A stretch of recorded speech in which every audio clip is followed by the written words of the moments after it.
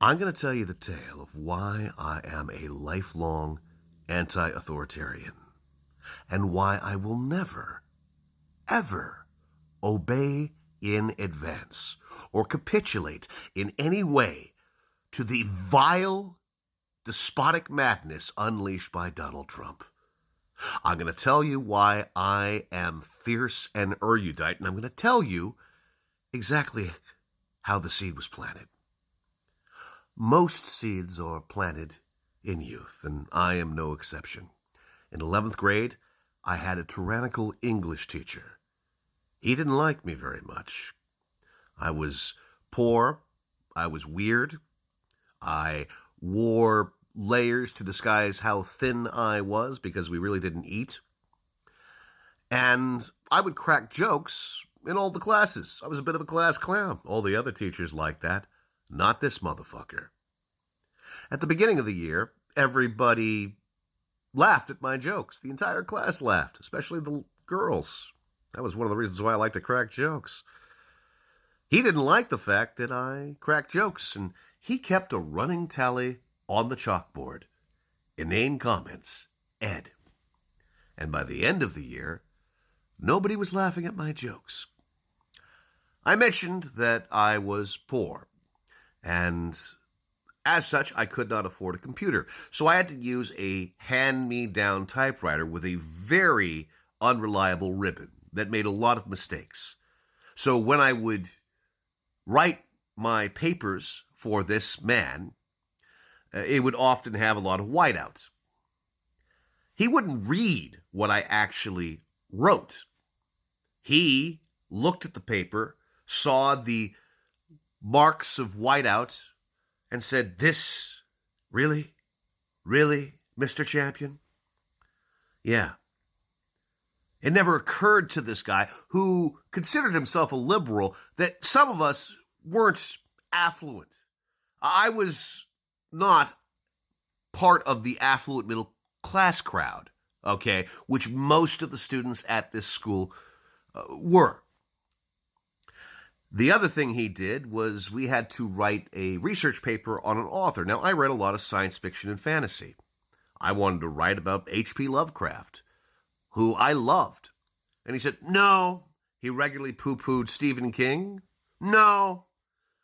Finally, he capitulated with one vile name that I got to do a paper on for a science fiction author, Robert Heinlein, who I loathed as a teenager and who I continue to loathe for his libertarian bullshit to this very day. But I did the paper. This man did everything possible to silence my voice, to humiliate me for my poverty and for my originality. I became a writer anyway, a professional writer. I've written for many newspapers. I've managed to meet a lot of my fucking heroes, despite all this. And the reason I was able to do all that is because I absolutely insisted on being me, on not allowing anyone to stand in my way, to express myself, irrespective of what kind of ridicule I would receive. And I still get this kind of shit from a lot of people. But this man planted the seed. Resist. Tell these motherfuckers who want to destroy your very identity, mock you for your very identity, tell them to go fuck themselves. Do not give in. You must resist. You must be who you are. Do not let anyone stand in your way. For many years, I was extremely angry at this man. Very angry. And the reason I'm talking about him is because I was texting one of my oldest friends, who I went to high school with, and we brought him up. And all these memories came flooding back, largely because I am rereading Stephen King's Skeleton Crew, which I have not read since I was 14, and really loving it. That collection is magnificent. It inspired me to read other horror novels. It never occurred to this English teacher that maybe encouraging someone in their interests might actually lead them down the proper path to loving literature. Years after all this happened, I befriended a number of black friends, and we would talk about our shared love of literature, and they would tell me similar stories. Oh, yeah, couldn't read James Baldwin, couldn't read Maya Angelou. They were lesser authors. You have people right now in power who are doing everything possible to completely diminish the distinctions that make you who you are, that inspire you to inspire others. This English teacher and Trump have a lot in common.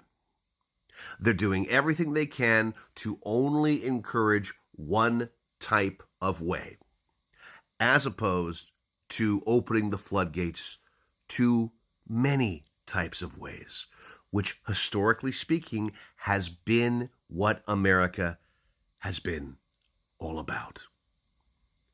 You must stand up to any tyrant who tells you that there is only one way to do something.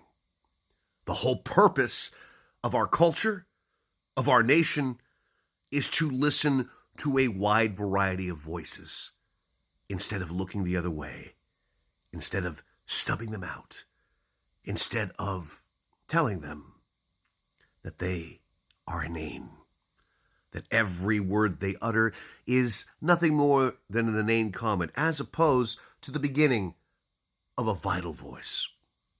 Stand up against the tyrants in all forms. It is vital for the future of our nation.